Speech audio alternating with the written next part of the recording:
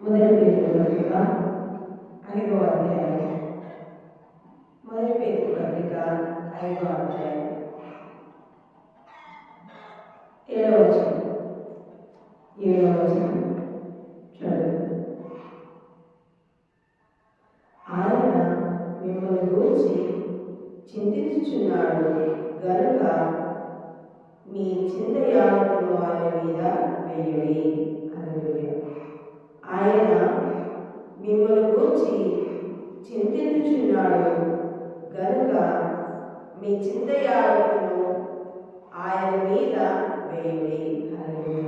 దేవుని వాక్యం వివిధ కాల మనకి మనసరిస్తుంది అని జ్ఞాపకం చేసుకున్నట్లయితే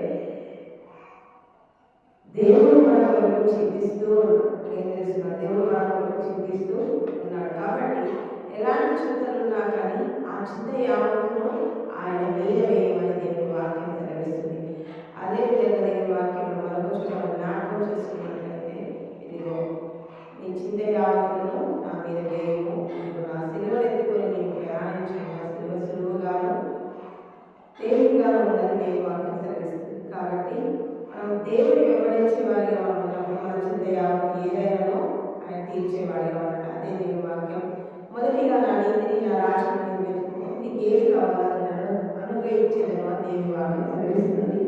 కాబట్టి మనం ఆయన నీతిని రాజ్యాన్ని వెతుకుతూ ఇదిగో మొదటి పేతురు పత్రిక 5వ అధ్యాయం 7వ వచనం సెలవిస్తున్నట్టుగా ఆయన చింతించుచున్నాడు కనుక మీ చింత యావత్తు ఆయన మీద వేయుడి. ఆయన మనకు ఆలోచించేవాడిగా ఉన్నాడు. కాబట్టి ఆయన నీతిని ఆయన రాజ్యాన్ని వెతుకుతూ ఇదిగో మన చింత యావత్తును దేవుని మీద వేసేవాడిగా ఉండాలని ఈరోజు దేవుని వాక్యం సెలవిస్తుంది.